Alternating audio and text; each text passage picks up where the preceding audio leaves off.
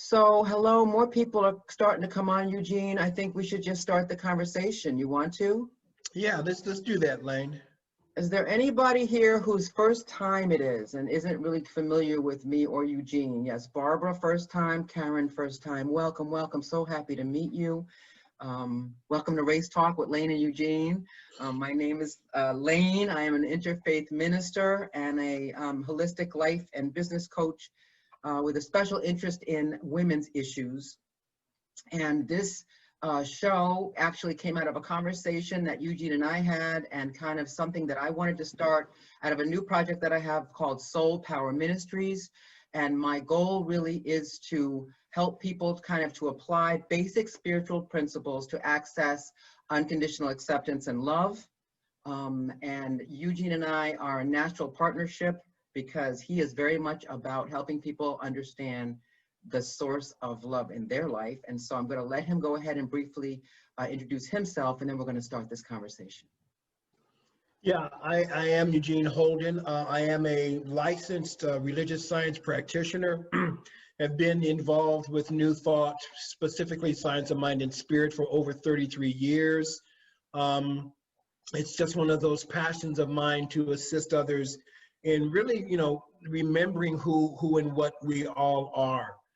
And it's an interesting thing for me when I talk about the spiritual realm, because to me it's all spiritual, and it's not, the spiritual and then the mundane. It's all one. It's all one. And so for me, it's to partner up with Lane, especially on this particular topic, race talk. There's so much to it. And for me, it's just a wonderful opportunity for all of us to come together to have this conversation, because Lane and I both have talked about the purpose of this race talk is to provide a platform for all of us to have this conversation with the intention of global healing, which starts in our own communities. So I welcome everyone here. And we are grateful for your presence. Thank you for being in this conversation and being part of the solution, because we all know that when we are silent, no change can happen. And Eugene and I were finding that we had become a little bit more silent than we were comfortable with. Yeah. Today, you may know we are going to talk about a topic called the economy of racism. Again, it's a very multi-layered topic. It can be also create within people a lot of discomfort. We're going to invite you just to be okay with the discomfort and kind of just breathe through it. We will be opening the floor for discussion. We're going to give you kind of a history lesson a little bit first, and we don't want your eyes to glaze over, so we're not going to give you a whole lot of specifics. You don't need to remember it. What this is just to give you a background of how racism is part of the American culture and very much entrenched in the economy and the economic systems that make America work for some and not work for others. So Eugene, I think I just muted you by accident. Please unmute yourself. I just muted you by accident. Pardon me. Thank you. So that's what we're going to talk about, and we're going to go for it. Eugene, you're going to have the floor at first. Okay. That is all right with you. Good. Let's go. Yeah. So as Lane was saying, this is a multi-layered conversation. And when Lane and I were speaking about the economy of racism, we thought that it would be a good idea to make this a two-parter, because there's so much to it, right? And so one of the things, we have to remember that, good, bad, or indifference, whether we accept it or not, the United States was really based on and built upon, white supremacy and racism.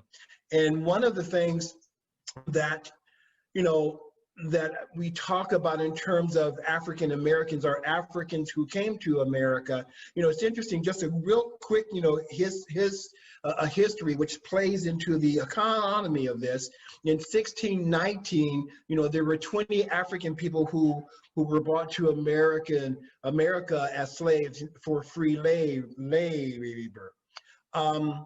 By 1790, there were 698,000 slaves, and that number helped to produce 1.5 million pounds of cotton. And so when we talk about, you know, that, and we speak about, you know, there was some research I was doing about that, and I found that, you know, at that time, they were selling for 10 cents per pound. 10 cents per pound. So 1.5 million pounds, right? By 1859, it was 2.25 billion pounds of cotton, and there were 4 million slaves, Africans Africans in America that were used to produce all of that. So this is a part of what made America a wealthy you know, country at that time. I came across an interesting statistic. By 1865, America had 4 million slaves that brought in more than $3 billion. And now that's $3 billion in money of 1860. The calculation with, you know, with the cost, you know, the living and the cost of the rising cost of things today, that's worth over $93 trillion, right? So this economy of racism is deeply trenched, you know, deeply trenched in the slave trade. There's so much that I'm going to just invite all of you to do your own research on this. You know, and it's not about making anybody right or wrong, but what it is really doing for me is bringing a clarity, because for myself and for Lane, I think I can speak for on this, is that we want to get to a point where we are healing this crazy divide that we are feeling in the United States today, 2020. So, I mean, there's a lot here in terms of the history. Lane, is there anything you want to add? Well, what I'd like to do a little bit is now connect the dots from pre-emancipation to post-emancipation.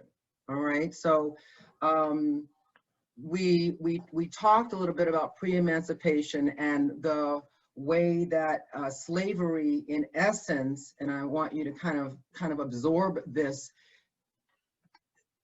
using Black bodies for commerce, right? Using Black bodies for wealth, trading slaves as a way of paying for things, giving people presents, amassing wealth. Slave owners became the richest people in the world, right? Imagine what kind of power that would give them, right?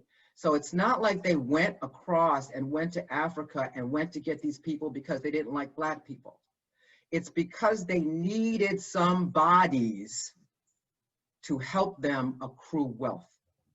They, on purpose, they knew what they were doing, right? So that's how this kind of came into being. And post-emancipation, you can imagine then that this would have been hard for people to let go of, right? This would have been hard for people to let go of. And so post-emancipation, Black people's achievement, right, was penalized, because the whites really wanted to maintain the status quo. They wanted to keep Blacks from earning money and earning their freedom. So if even after, right, Emancipation Proclamation, slaves who wanted, or free men who wanted to migrate, there were actually arrested, right, fined, right? The law was you could take a Black body and send it back to where it came from, even if that person was not a slave, okay?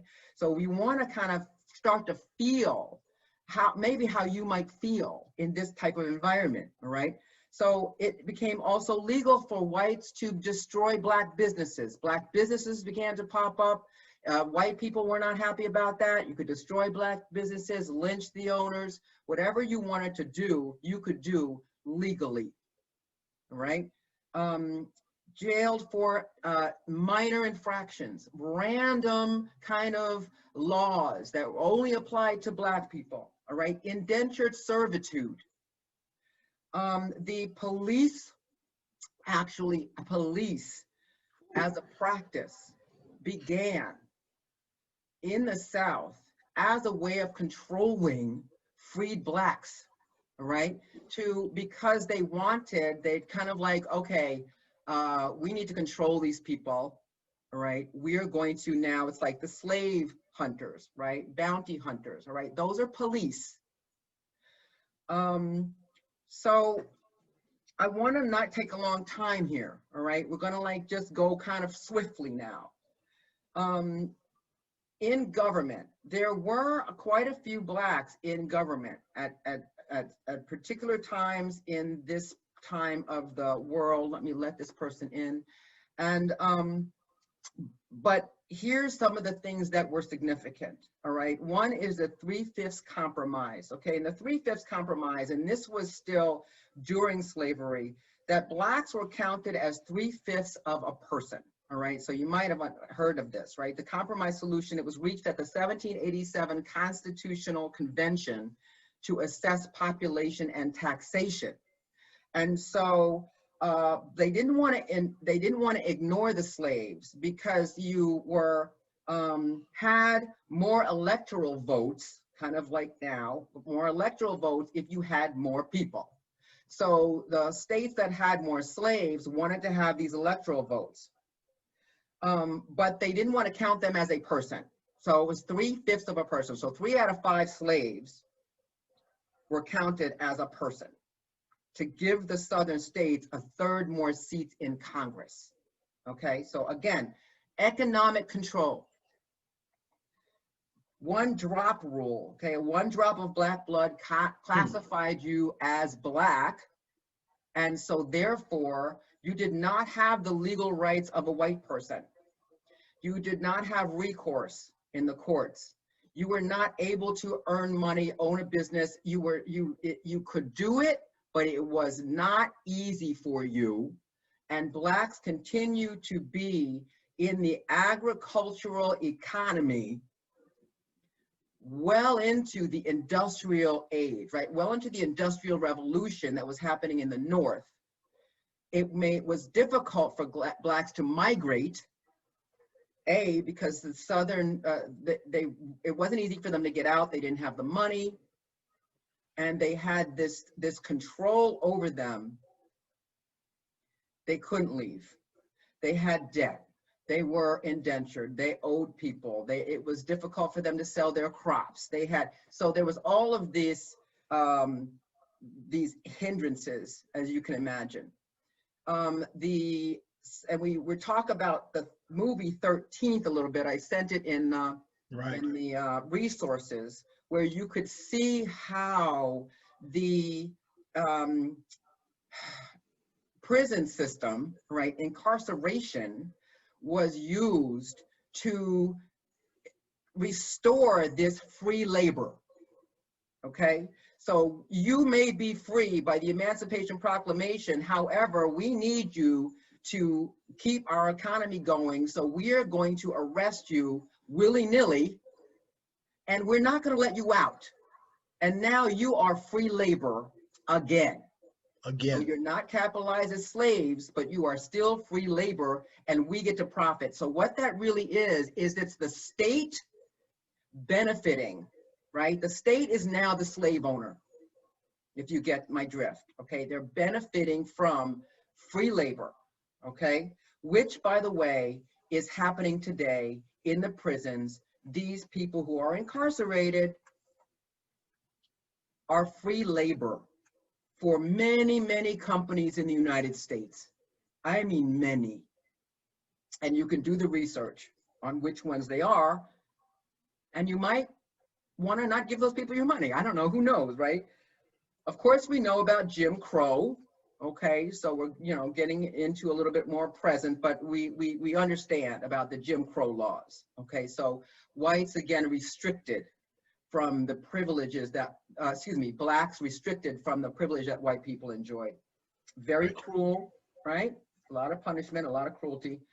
Now, in the education, so that was a section talking about social policies. Now, the educational policies that actually support racism and actually don't support the economy of Black people, but do support the economy of white people, it seems. And by the way, it really doesn't, right? Racism affects all of us. Everybody. It affects everybody. Right? It's not, it doesn't benefit anybody in this day and age. So first of all, pre-emancipation, it was illegal to teach people to read, right? It was illegal for slaves to read. They did not want slaves to have any power. And you know that education is power.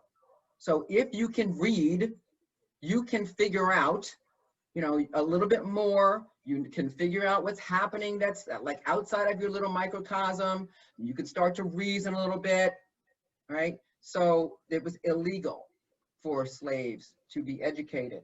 And then post-emancipation, of course, the kids were necessary labor for their parents in the agricultural economy, so they didn't get as much time in school, right? Of course, we know reduced funding for Black schools then and now.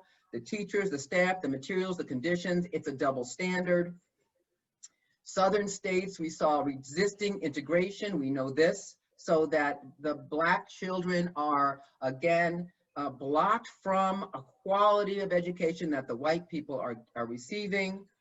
Now we have something now called the school to prison pipeline. I'm sure a lot of you are familiar with that phrase. The school to prison pipeline is a terminology that has been given to the phenomenon of children, particularly children of color, right? The way that they are treated in the school system can be used as a predictor of whether or not these kids are going to end up in prison, either as minors or as adults, right? Now, there's a theory that there are records being kept because the people who build prisons want to know how many prisons they're going to build.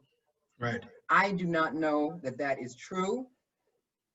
Some people say it starts as early as 3rd grade. They start keeping these records. I do not know that that is true. And so I will not say that's true. What I will say is that there is research, and if you know President Obama and Eric Holder did a whole lot of research about that and really were starting to bring that into the social consciousness, this school to prison pipeline. And I don't want to belabor that, but what I would like to do is have you research that on your own. Just look up school to prison pipeline and it'll come up, all right?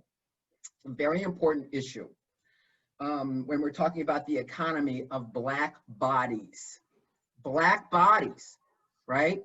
We don't let them become educated. We mistreat them. They're naturally going to then gravitate to the comfort of gangs. They're going to get into, they don't feel like they're heard in school. They're mistreated in school by the authorities. So they're going to, first of all, drop out of school. Second of all, they're going to be expelled. Black kids are 3 times more likely to be expelled than white kids, and that is a low number.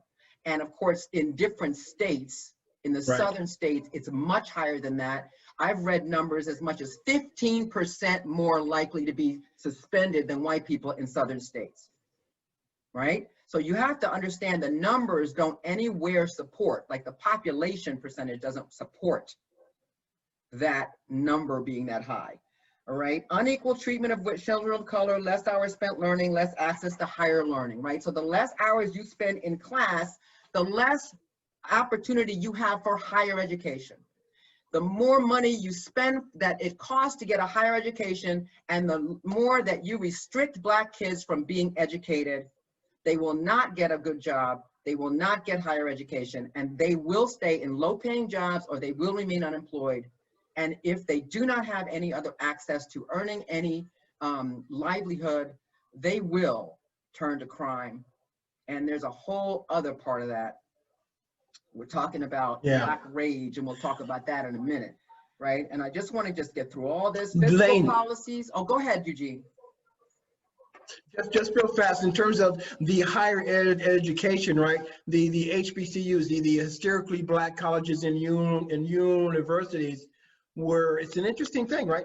They were created because Blacks were not allowed to get into the other universities until years after. So the HBCUs were created because of that. Okay, Lane, go ahead. Absolutely, yes, absolutely.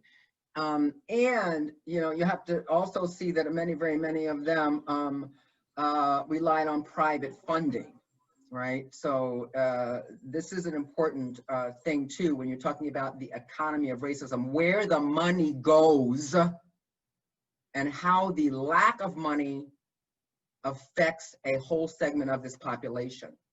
And you can imagine as well that when you suppress a segment of your population and they don't get to earn money, it costs the whole country money, right? Because you have a whole segment of the population who cannot pay taxes, who cannot support themselves, who cannot pay into the infrastructure of the United States. Capitalism, fiscal policies, all right? I'm just going to tell you stuff you already know. Capitalism favors the rich, tax loopholes, practices such as redlining, which prohibited Black families from buying property, right? So if you cannot buy property, then you cannot pass that property on to your, I can't think of the name, but children, for lack of a better word, right? So Black people, in essence, are prohibited from accumulating generational wealth, right? And there are, again, I'm not going to give you statistics. Please look it up. Yes, Eugene. Just real fast, as a resource, check out the book called The Color of Law. All right, good one. Write that down. I hadn't heard of that one. So during FDR and the New Deal, Blacks were very much excluded from that, because if you had a very low paying job, you did not have the benefit of a union. So because Blacks were still in the agricultural economy and stuck in the South, by the time they got to the North, the immigrants had taken up the jobs that were made available by the Industrial Revolution, okay? So the immigrants were entrenched in those jobs, and by the time Black people got there, there were no jobs. So they were again relegated to taking these very low paying jobs. And when when unions became were put into law, that the Black people then were excluded from that, okay? Let's see, underfunding of anti-discrimination agencies, exclusions for certain employers, that is happening now, right? We know this.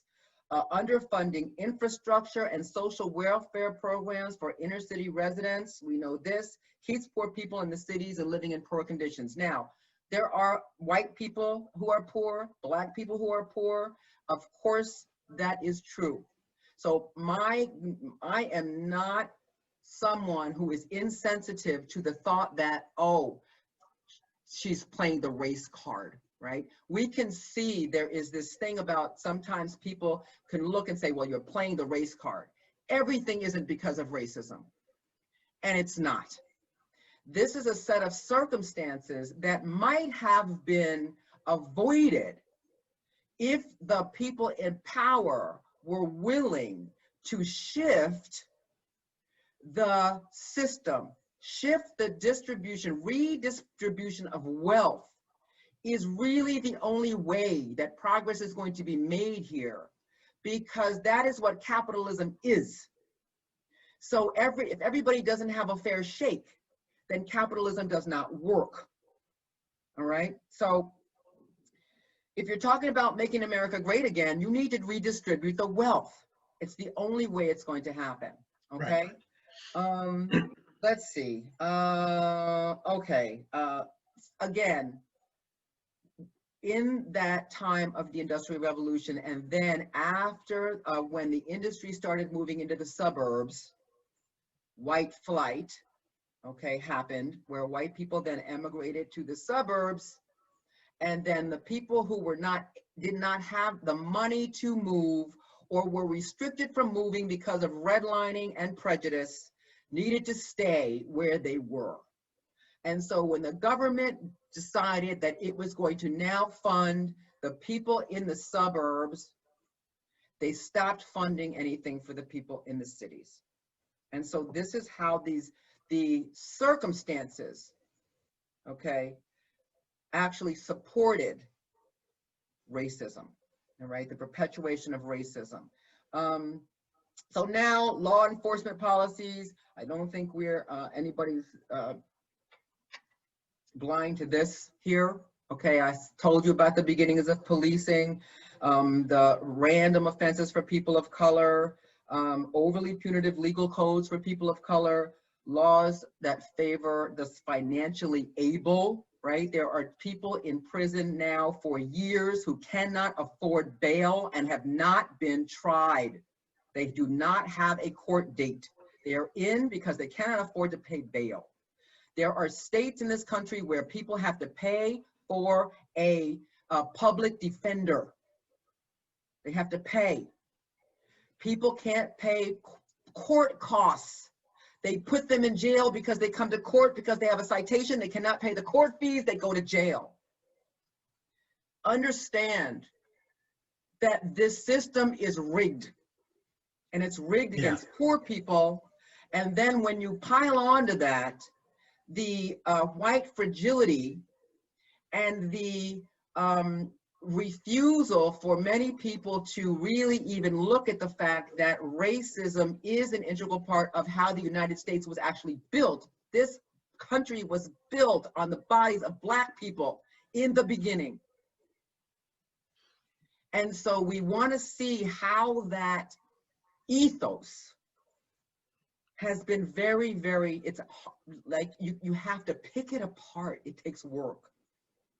And people don't want to do the work, particularly when there are people who benefit from this hierarchy and have no incentive at all to dismantle it, all right? Harsher sentencing for people of color was very interesting. I was listening to a book and I hadn't thought of this.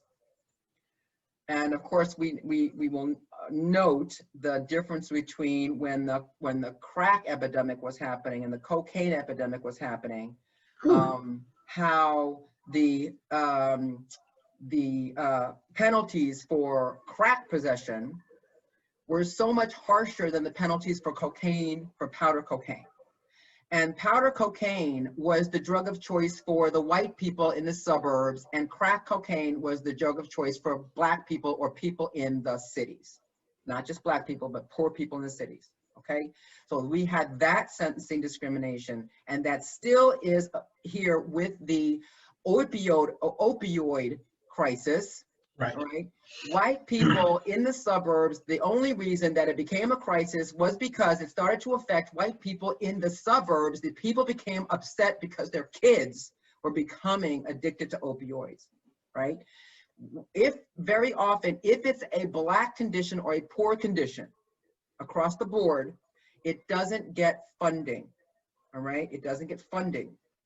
And again, when if a person of means has an addiction and they show up in court, very often the narrative is that person had a hard life. That person had a doctor that prescribed them too much and it's not their fault. Let's give them treatment. A Black person with an opioid addiction,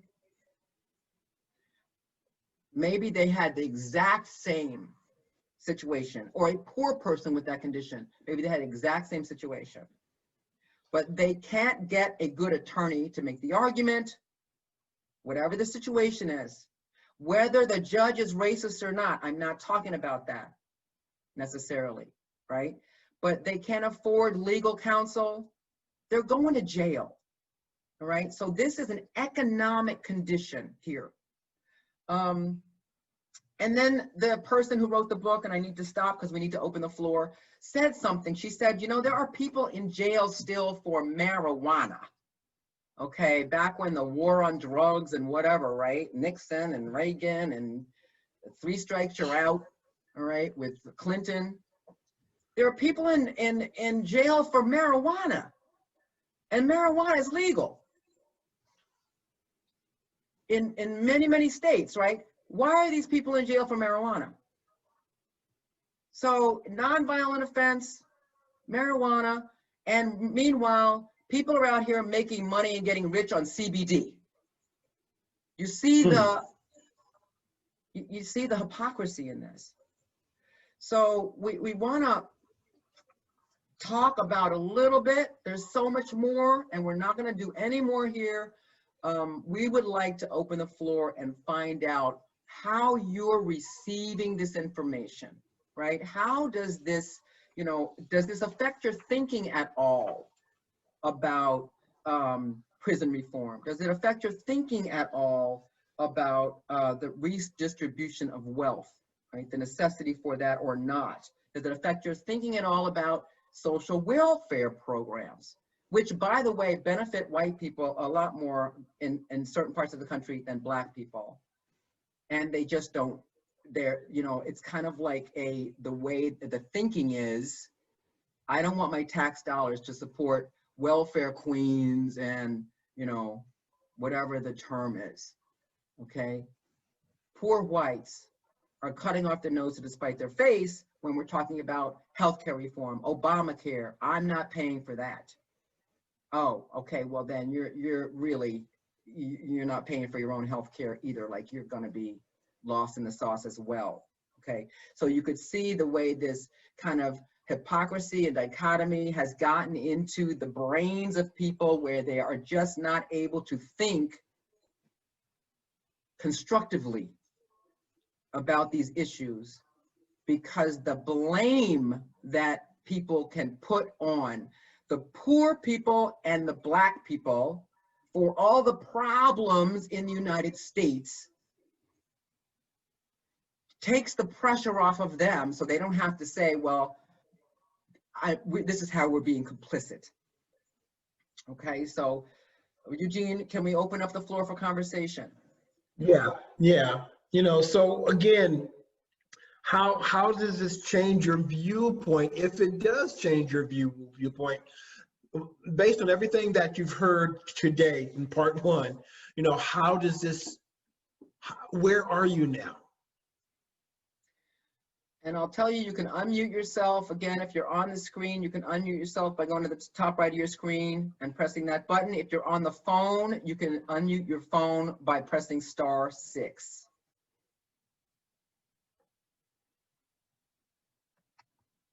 And everybody just take a deep breath. Yeah. Just take a deep breath. It's okay. It's okay. It is okay. It's all good, actually. So my name is Karen Peterson. Can you hear me? Yes, Karen. Yes, Karen. Okay. So I just finished, and by the way, I'm a practitioner of religious science in Oakland, California, Eugene. Where at? First Heart and Soul? No. First Church of Religious Science. It was the first one established in Oakland, and it was a biracial. Right. I've seen pictures of them breaking the ground, and it's Black and white people. Yay! And Right. we are still, but some of the others are. Anyway, okay. Enough about that. I just want to say that regarding that book, the one that you mentioned the name of, and I have it. I had to stop reading it. The one about how just predatory, or how awful it was when, for instance, all the GIs came back from the war, the Second World War. My dad was in that contingent, and they got to have help with loans for homes and everything else, and all of the redlining, or whatever it's called, blacklining. I couldn't read it. I know it's my white fragility. I couldn't read it after you know, page, I don't know, 50 or something like that. It was just too upsetting to me to read. Now I still have it, and maybe one day I'll finish it, but I don't really need to in a way, because I sort of get the gist. So what I want to say is that I just finished a 4-week course with me and, well, anyway, That's okay. me and white fragility. No, not fragility, white supremacy. Right. And so I'm here as part of my follow-up to that of what things am I going to really get involved in. And so anyway, so this is, you know, apropos and hard to listen to, and Yeah. very, very interesting. So thank you. Yeah. Thank you. Thank you, Karen. Yeah. You know, and I have to, you know, agree with, you know, it's, you know, doing the research on all of this, you know, for me, it's, you know, sometimes it's just hard, you know, because this is something that I grew up with. I watched my dad, you know, my dad was a vet, you know, in World War II, the Korean War, in Vietnam. And at the time when I was growing up, he was an angry man, and he drank a lot until he stopped drinking. And he and I began talking after I grew up, and then to understand where he came from and what he had to go through coming back. And, you know, the veterans who, you know, came back from Nam, and my dear brother who's passed away, but my dear brother John would tell stories that were just, you know, and how they were treated not only here in the USA, but how Black men were treated, and Black women, I'm sure, were treated while they were there in country, you know? Amazing, amazing. How does this change your viewpoint? Does it change your viewpoint? Karen, again, thank you for sharing. You know, one thing I didn't say, and thank you for Karen for so much, that we would like it for people to share, and just be mindful, maybe keep your sharing to under 2 minutes. Karen, you did fine. All right, you did fine. But please don't be mute about this. Whatever you have to say is welcome here. If you Yes. have a viewpoint that does not have, you know, it is fine, okay? Mary, would you like to say something, my dear? Yes, good morning. Good morning. I want to ask if it's permitted that I ask Karen a question. May I? May I? No. Karen, may Mary ask you a quick, Karen, that just Yeah. share? May I Yeah. ask you a question about? If it's okay with the leaders, sure. Can you tell us what were the feelings that you had that kept you from finishing the book? What you said you couldn't continue it, but I didn't hear, and I'm not sure what kept you from doing that. Right. My dad was raised poor in Minnesota along the Canadian border, kind of, and his father had tuberculosis, and he couldn't start college, and this and that, and until his older brothers lent him $1,000 and he started college. And my dad became a doctor, and he came from a poor background, and my life has been so rich and full because my dad, and my mother came from a prosperous background too, but I mean, my dad didn't. He made his way. But I guess what I'm saying is, for me, knowing about the GIs coming back and thinking about my dad, and I'm sure that it probably helped buying the first house that they had and stuff like that. And also because my church has a lot of Black constituents too, and wonderful people that I've met, it just made me heartsick. It just made me heartsick. And so actually one of the things, and I just, this very quickly, one of the things that I'm wanting to possibly do as a follow-up for this course that I've just finished is actually reparations. And I know that in California, just yesterday, there was some potential, that it's potentially in California, they're going to start looking into reparations. I don't know any details. All I know is just put a little bit in the paper. But anyway, that's something that I want to, because I grew up, I have such a cushion under me from my parents and what they were able to accomplish in wealth acquisition, whatever, that it's just so unfair. It just breaks my heart. So Yeah. Yes, that Barbara. wasn't too wordy, but anyway, sorry. No, it's fine, Karen. Thank you. Thank you, Mary, for the question. And Mary is my mother, by the way. So yay for moms. Oh. Yay for moms. Okay. Barbara. I have taken an Undoing Racism course a couple of times. And I remember the first time I took it, one of the many things that really, really hit me and made me realize how Black people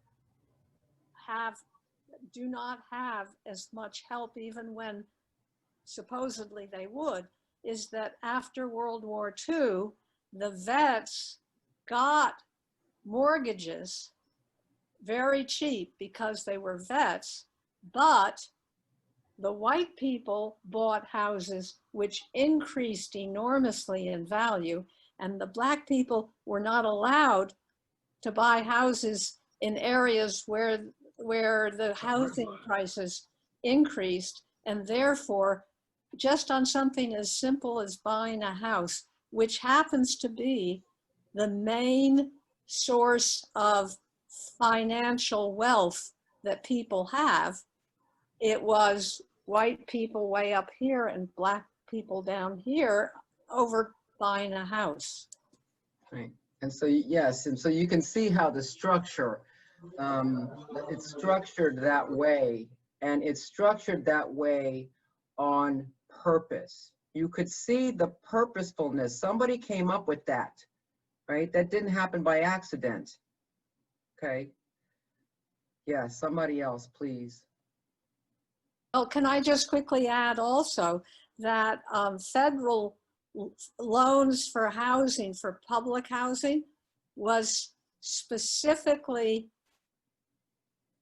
for housing for white people, and that Black people were not allowed into this public housing.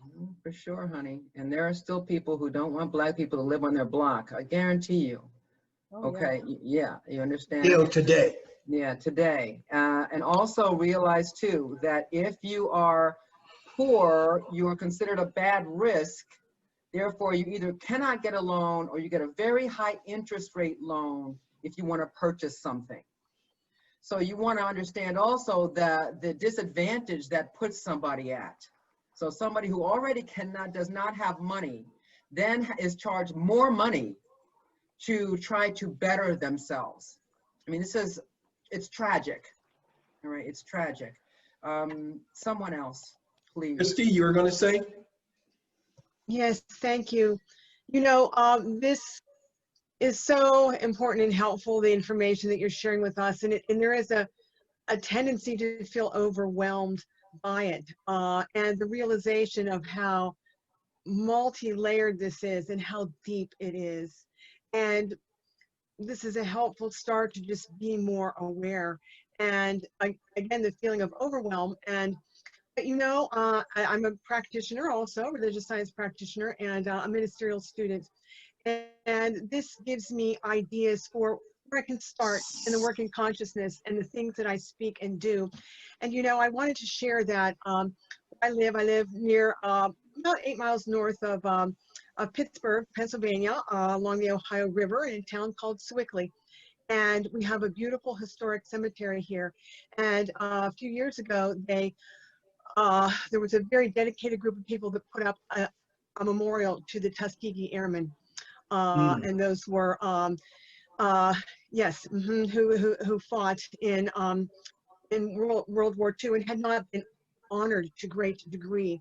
And we have family there in that cemetery. And so now when I go, I'm inspired to take more time to stop at that memorial and to appreciate. You know, it's that showing of respect, all the different ways that we can show respect.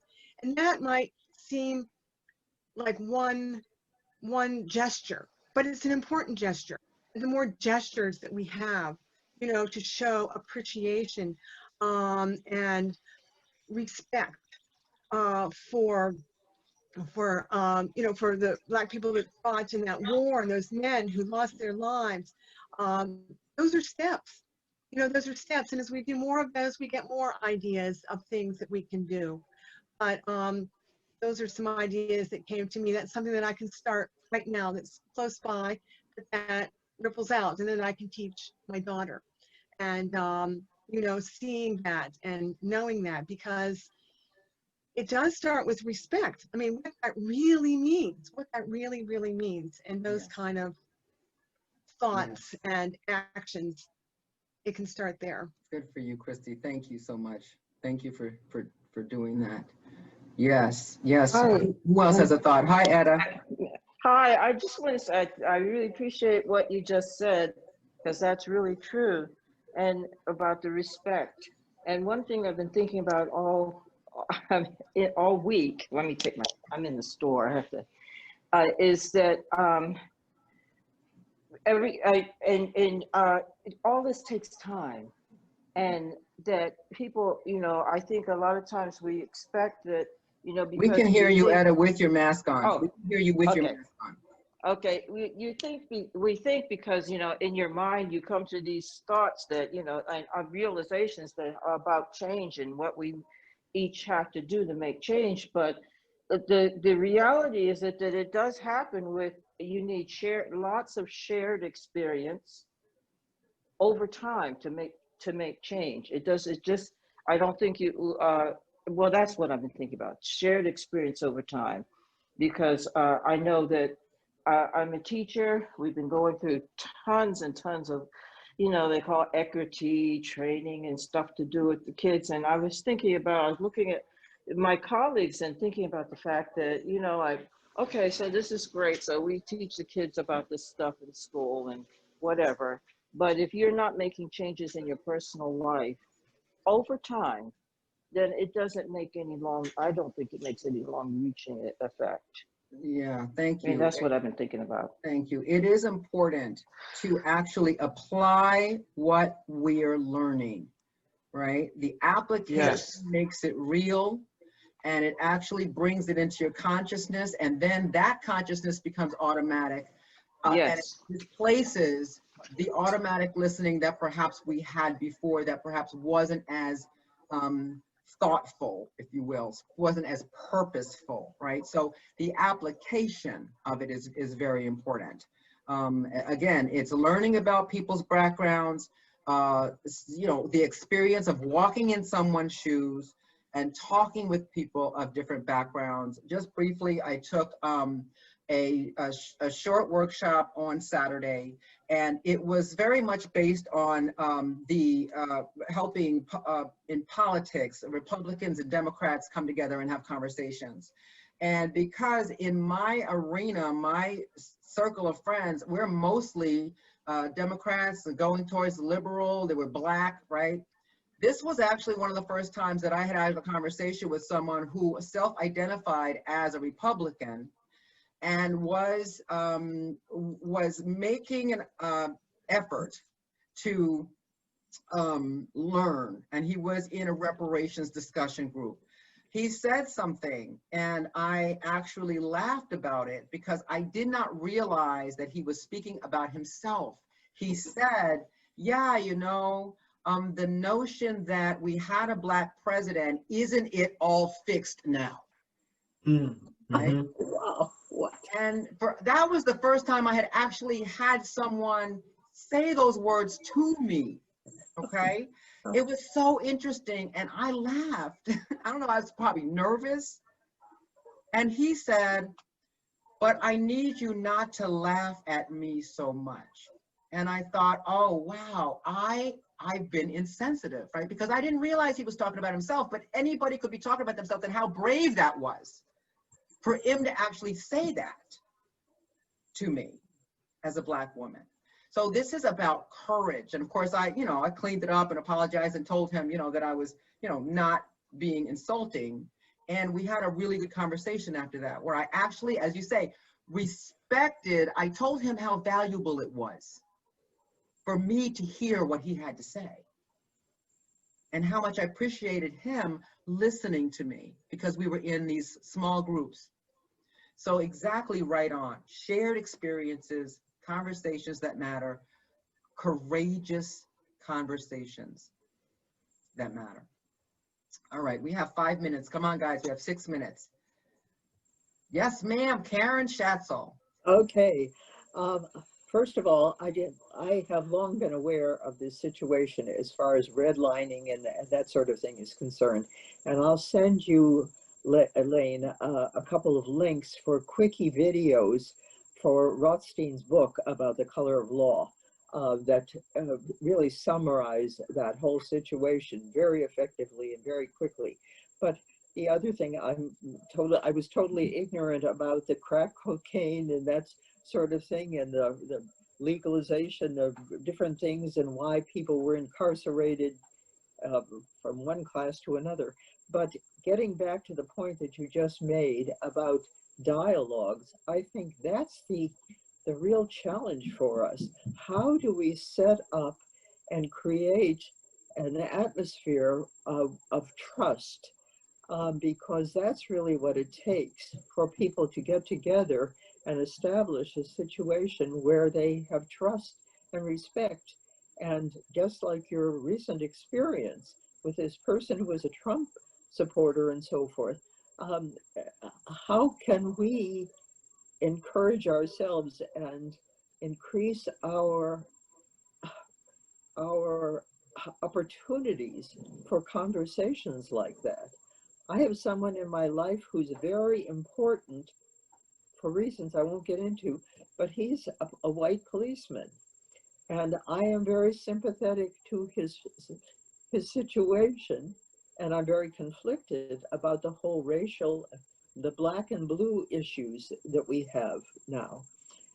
But on the other hand, I don't know how to create that kind of a dialogue with people like him, and where we can discuss things unemotionally, if there is such a thing, on an ongoing basis, because that's really what it takes. I mean, all of us who are on this conversation, I suspect, are of one, dare I say, mindset, that we are willing and eager to engage in a conversation.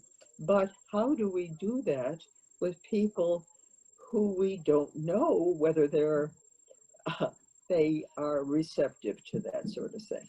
So, Karen, that's a great question, and I have two answers. One is that you invite others to join us on Race Talk. That's one. But also what I want to say is, and I've done this quite a few times, where I will see a group of policemen, maybe they're having lunch or whatever, and I will go up to them and say, hey, can I ask you a question? And then just start the conversation. Now, you don't have to do that with policemen. You can do it with, but it is, because it's in this country, talking about racial issues is so hard. We don't need to get into why, but we're at this point now where we can no longer afford to not speak up, not ask the questions, because it's hurting the heart of the country. Yes, Charlie? Yes, please, Charlie. Yeah. And I want to say we have such a short amount of time, but I have 2 hands up, Charlie and Ingram, and I think Ingram's going to have the last word. Okay. Okay. Lynn, you said something, Lane, you said something that really struck me, and that is capitalism favors the rich. When I first heard that little bit of white fragility, thought, like, I've had to work for my money. But then immediately realized you're absolutely right. I every day listen to the new Jim Crow on the audio system when I'm driving my car. And it just, half the time I'm just angry just driving down the road because of what I've learned there. The city of Asheville, North Carolina, just did a passed a reparations law where they're going to be setting money aside for persons of color, for new businesses, So there are ways we can have reparations for those that are ready to accept it, and in a form that's agreeable to the electorate. And I'm complete. Yeah, thank you, Charlie. Thank you for being willing to listen to the new Jim Crow. And this is part of this. We want you guys to be very tender with yourselves. This takes courage, but this takes tenderness. So don't bite off more than you can chew. In little tiny bits is good enough, because even Eugene and I, as we do the research for this program, the anxiety, that is coming up within us, and we know stuff already, is very difficult. So thank you for your courage. Ingram, I'm going to have you have the last word if you still have a comment or a question. Yeah, like I'm feeling like Lawrence O'Donnell. I have the last word. There's so much that I want to thank you and Eugene. Lane, you know that I love you and I love your mother and father. And this is my third call. I missed the call last week, but and in between, I'm a licensed social worker living in Westchester. And I live in a community that has a lot of money. I've been here 57 years. And so listening to today's session, which is very pertinent to me, I did watch 13 over the weekend. 13, and I felt like, yes. Oh my God, yeah, I did. And I felt like, I think she left the screen. I forgot who it was, but Karen and the other lady that spoke about she was glad that she came on. And these kind of dialogues are going around, are being done all over the place. So this is a good start. If you guys are worried about Karen said, how do I address this with somebody, invite a friend next week. They may not want to come on, but then again, they may think about it when you talk about this, because this is very, very important. I learned that in 57 years of living in this community, my whole mind's changed. I got angry last week. I've never been angry in 57 years of my life of being a person of color in my community of all white people. So that told me a lot. Like when Lane was talking about the prison system, when in 13, if you guys would watch it, you get a lot. They talked about everything. Khalif Browder, that young man, he was in Rikers Island. He killed himself 2 years after coming out of Rikers Island, 22 years old. So that's what I'm saying. I'm an advocate to empower youth of color, especially our Black youth, because of situations that Eugene and Lane are bringing to the table. So, and I sat on the Board of Ed meeting this week when when the teacher Etta